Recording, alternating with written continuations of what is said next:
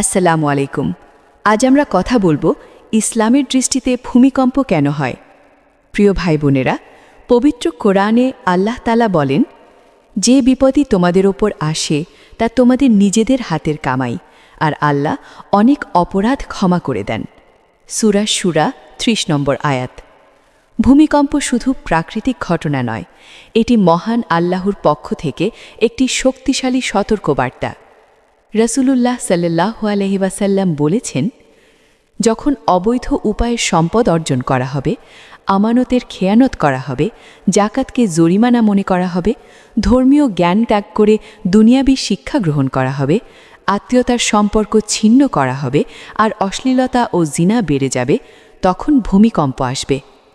আরেক হাদিসে এসেছে, ভূমিকম্প কিয়ামতের বড় আলামতগুলোর একটি।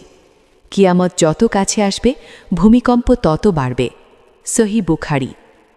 সুতরাং প্রতিটি কম্পন আমাদের বলছে, ফিরে এসো আল্লাহর কাছে, তওবা করো, পাপ ছেড়ে দাও, নামাজ রোজা জাকাত দানে জীবন সাজাও, অসহায়দের সাহায্য করো। আল্লাহ আমাদের সবাইকে হেদায়েত দান করুন, পাপ থেকে রক্ষা করুন এবং সকল দুর্যোগ থেকে হেফাজত করুন। আমিন।